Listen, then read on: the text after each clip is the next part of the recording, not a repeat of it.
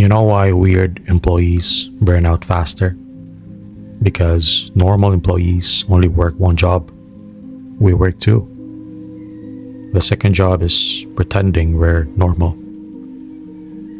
There is little discussion of the burnout from pretending to be normal. Most career advice online is made for extroverted normies. But if you're a Filipino misfit, an introvert, or someone on the spectrum, or just someone who can't fake office politics, you experience a completely different kind of exhaustion. Every year, they add more responsibilities. Funny how they never accidentally add more salary. Being good at your job is dangerous.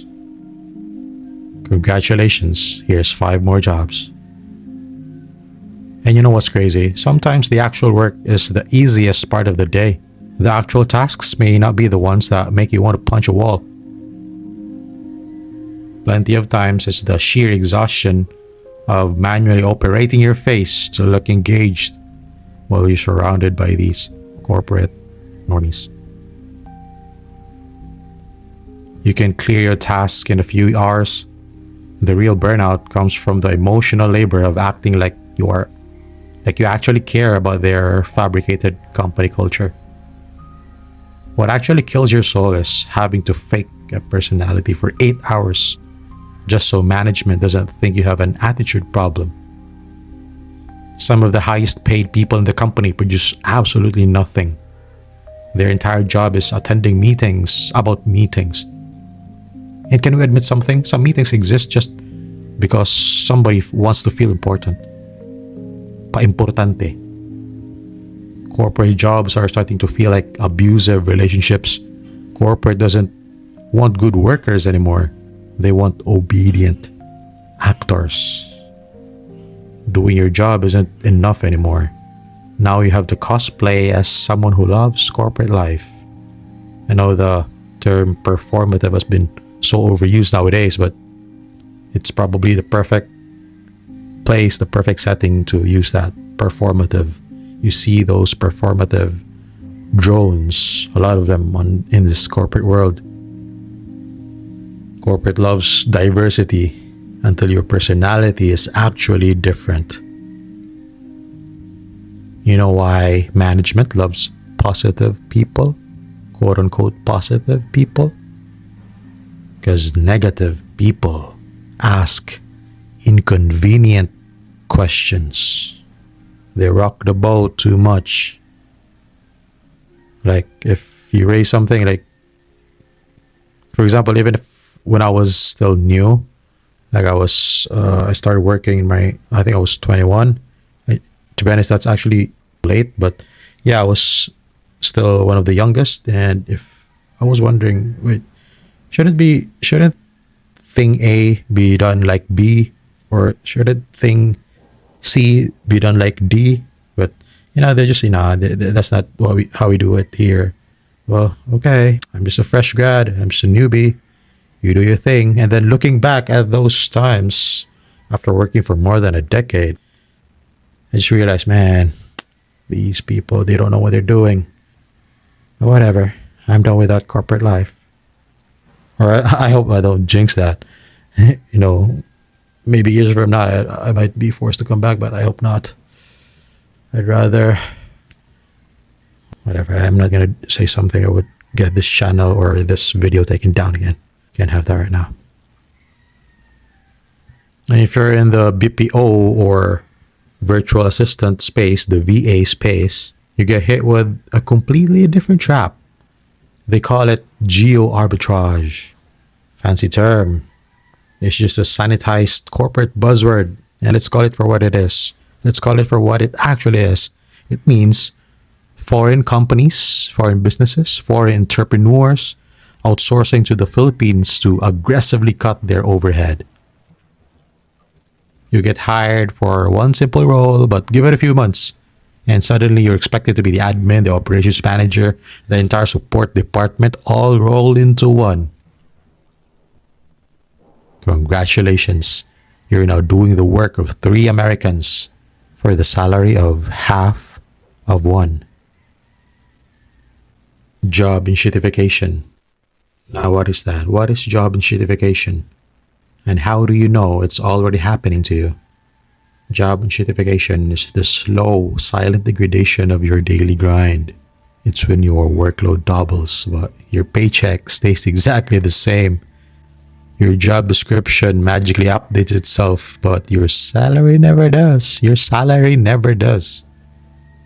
It's when they freeze your promotions and add a micromanaging supervisor or something. And instead of giving you a living wage, they give you a stale slice of pizza from Alberto's to boost your morale. Companies obsess over customer attention, but when it comes to employee retention, pizza. Like that meme.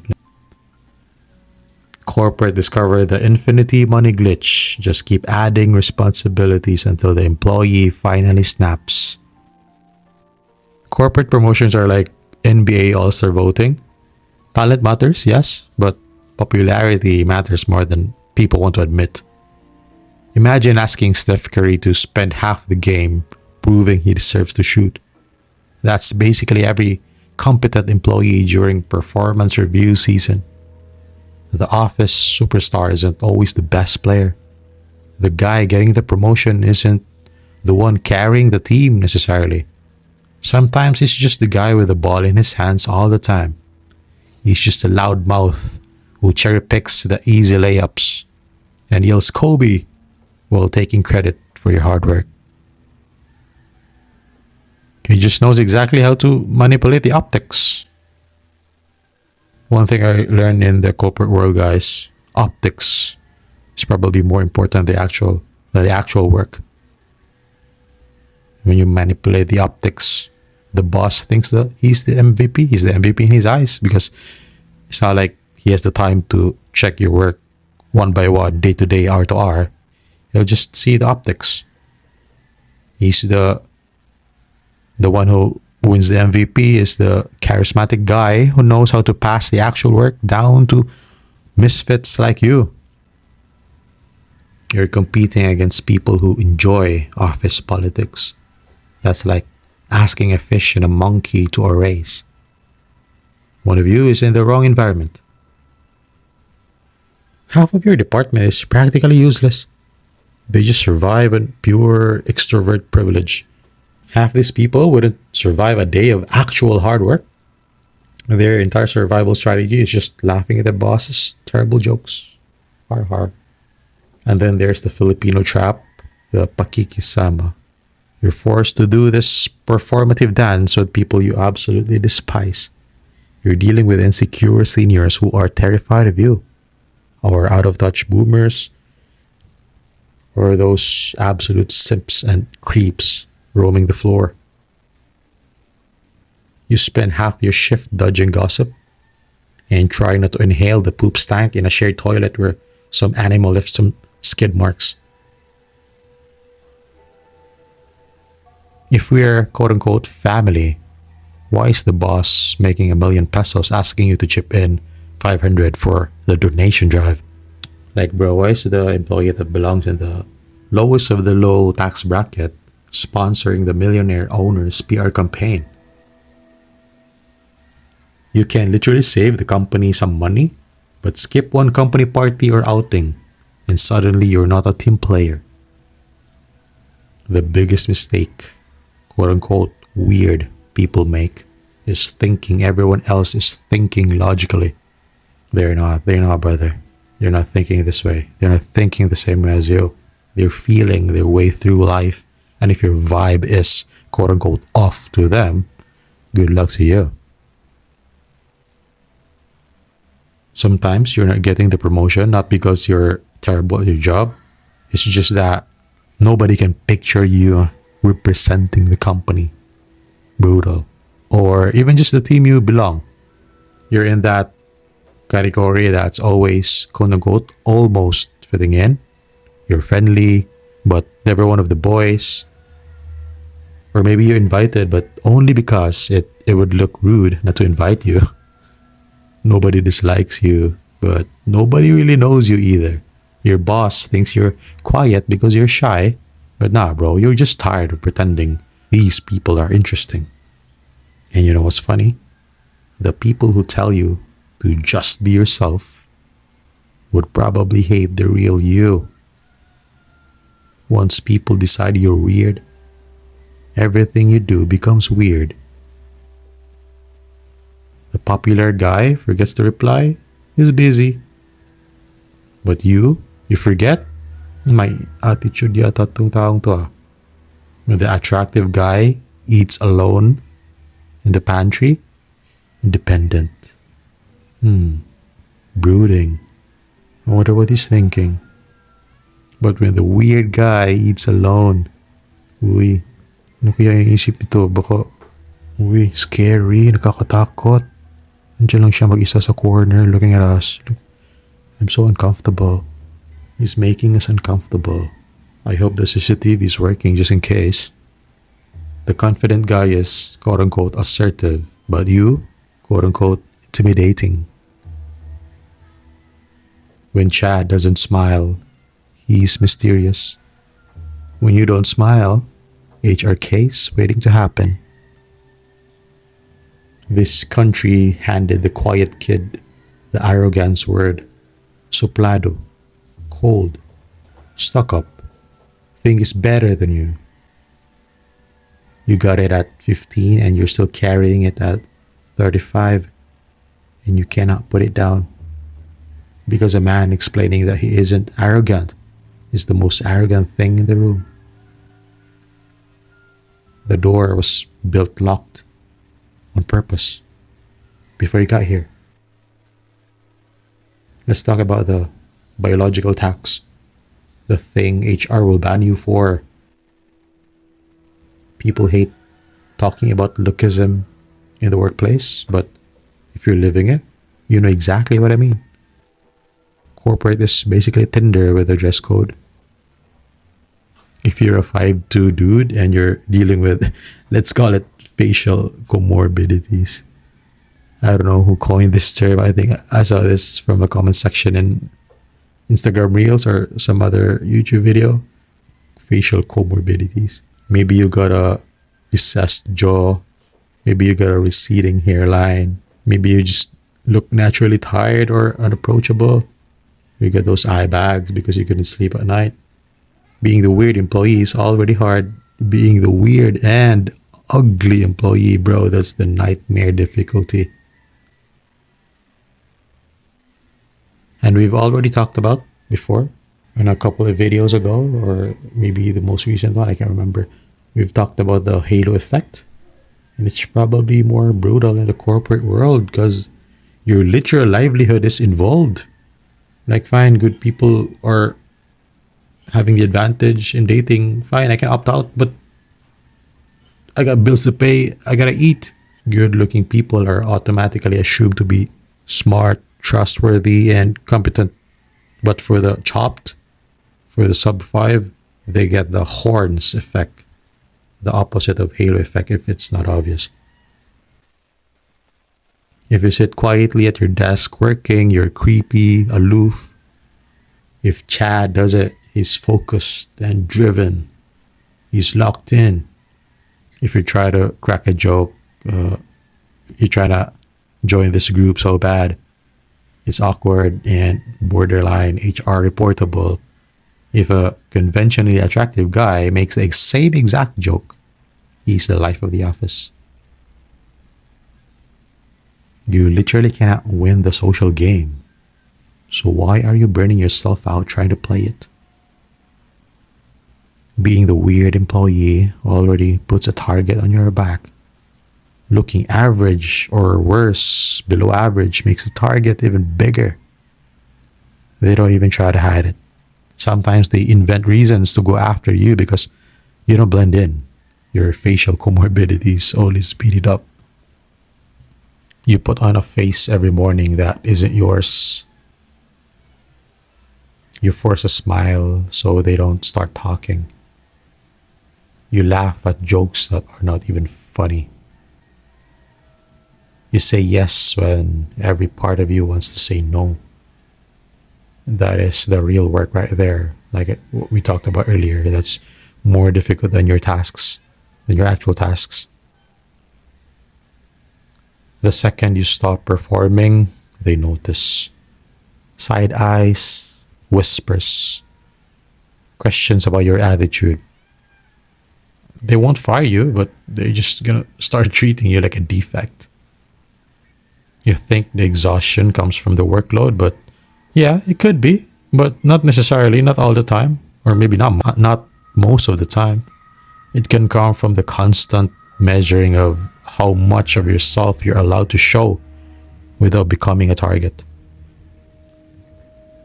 If you're already the quiet one, the different one, the one whose face doesn't buy automatic trust, they go harder. Always. One awkward silence and the stories begin.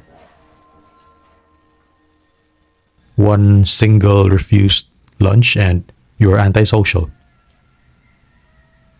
One pushback in a meeting, one correction, and you're difficult. Competence without the performance is a threat. Insecure seniors feel threatened. Incompetent bosses, they get promoted while you stay stuck for seeing it clearly. You're the problem for seeing it clearly. This Pakikisama keeps your mouth shut. Hiya stops you from drawing lines. In Bisaya, kaikog. Hiya, kaikog. The system is built so the ones who refuse to play still keep feeding it. If you subscribed to me a few months ago, some of you guys know I'm a UFC fan. Corporate burnout feels like getting body locked against an MMA cage, against the octagon. Like, you know, in the boxing ring, there's like ropes. In the octagon, there's like this cage. You're still standing over there. You're still standing against the cage. To the casual viewer or the untrained eye, everyone watching thinks you're okay. But if you're there, you're carrying someone else's weight the entire round. You think you're burning out on your job, but regular burnout is for the normies who actually believe the company cares about them. What you're probably feeling is the moment you realize the script was never written for you. Some of us stop giving the extra. We still do the work, but faking a smile at the Monday huddle and paying that Pakikisama tax, we're done with that. We're done. It's over. They already took enough. The ones who never fit see the exit first. Not because we're some enlightened geniuses, like we're trying to be the main character. It's just easier to see the whole room and you aren't caught up in the middle of the circus. It's just what happens when you spend your energy observing the game instead of trying to win it. We stood in there the whole time and watched like a cook. So what do we do, bro? Yeah, we can just quit and starve. The bills don't care about your physical or mental health. I'm not going to sit here and prescribe you some generic one-size-fits-all exit strategy. Everyone's situation is different. But I'll tell you exactly how I'd play the hand if I were still trapped at that corporate desk right now. You accept the game is completely rigged, and you stop playing by the rules.